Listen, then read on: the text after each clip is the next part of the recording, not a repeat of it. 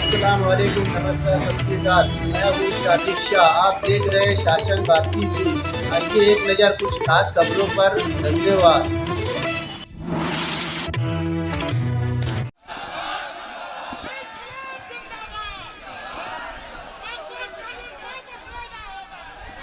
बहुत बहुत धन्यवाद संचालक महोदय।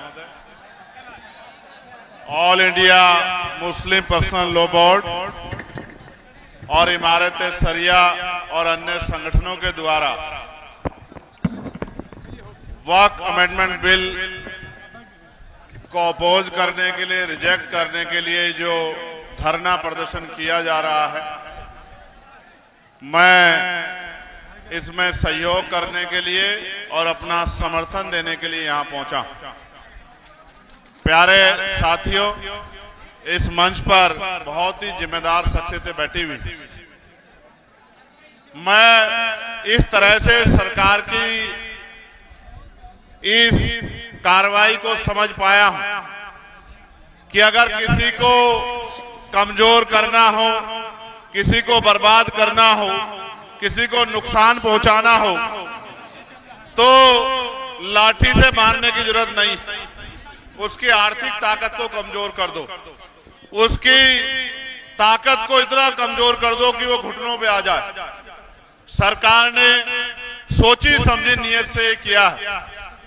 जिस दिन ये बिल, अमेंडमेंट बिल पार्लियामेंट में आया था, उस दिन भी हमारी party Azad Samaj party Bhim army इसके विरोध में खड़ी थी।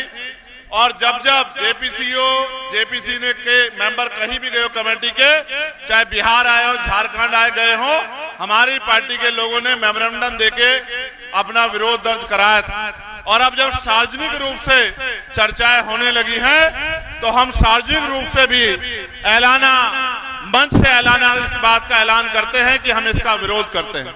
उसका एक कारण भी, हम संविधान को मानने वाले लोग, और संविधान ने हर धर्म को धार्मिक आजादी दी है। आर्टिकल 24, 25, 26, आर्टिकल 14, 15, 16, 17, 18, 19 वो लोगों को प्रोटेक्ट करता है, ताकत देता है, उनको अवसर देता है विरोध करने का, आगे बढ़ने का, तरक्की करने का, अपने अधिकारों का संरक्षण करने का।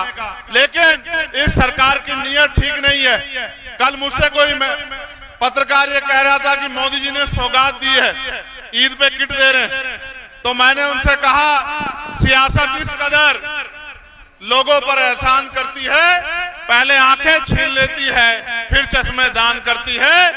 एक तरफ वक्फ के इस अमेंडमेंट को लाके मुसलमानों से उनके कब्रिस्तान, उनकी खानका, उनकी मस्जिदें, उनकी जगहों को छीना जा रहा है, उनको लूटने का प्रयास किया जा रहा है। दूसरी तरफ किट देके हमें बेवकूफ बनाने का प्रयास किया जा रहा है। ये हमारे जख्मों पे नमक छिड़कने जैसा।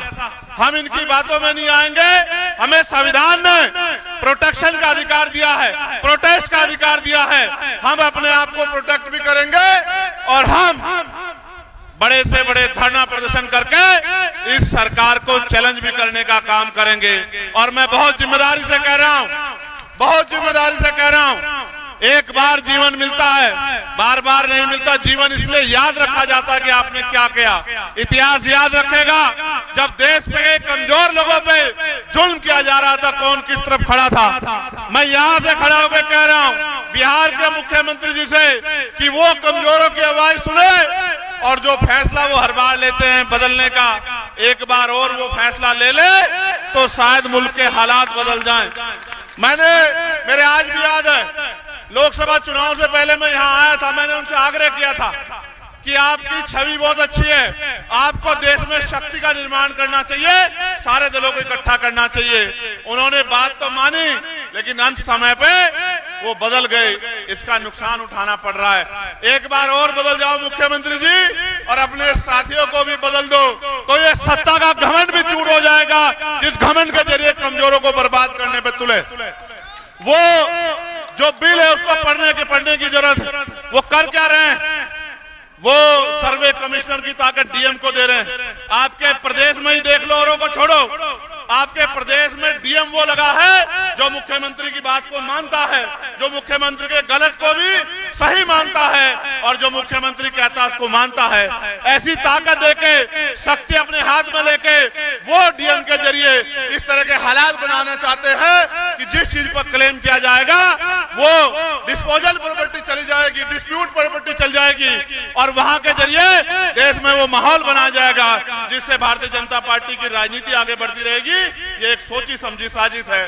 तो मैं अपनी बात को खत्म करते हुए मैं एक इशारा करता हूं, बुद्धिस्ट लोग हमारे बैठे हैं, जब एक जगह पे दो संस्कृतियों का मिश्रण होगा तो जैसे बोध गया में हुआ, इसी तरह जिस तरह से आपने यहाँ कहा कि हम दूसरे धर्म के लोगों को यहाँ वक्त में जो है जिम्मेदार बनाएंगे, तो इसी तरह का डिस्प्यूट खड़ा हो जाएगा जिस तरह का डिस्प्यूट यहाँ बोध गया में खड़ा है और हमारे लोग उसको झेल रहे हैं। मैं बहुत जिम्मेदारी से कह रहा हूँ कि जब तक ना बदले जालिम हुकूमत का मिजाज, एहतजाज एहतजाज और एहतजाज, ये एहतजाज हमारा जारी रहेगा और हुकूमत कान खोल के सुने, हम कमजोर नहीं है, संविधान के जरिए अपनी लड़ाई लड़ेंगे। मैं ऐलान करके कहता हूं, हर जगह पे आपके साथ खड़े हैं और जब तक सरकार झुक नहीं जाती, जब तक वो अपनी इस गलत सोच को वापस नहीं लेती, आपके साथ खड़े रहेंगे। मैं इमारत सरिये का बहुत शुक्रिया अदा करूंगा, समय समय पे उनकी गाइडेंस हमें मिलती रहती है। मैं उनके लिए, उस पूरी मूवमेंट की तरक्की के लिए भी और उनके लिए भी अच्छी सेहत की प्रार्थना करूंगा। बहुत बहुत धन्यवाद। जय भीम, जय भारत, जय संविधान। आदाब, नमस्कार, सत श्री अकाल।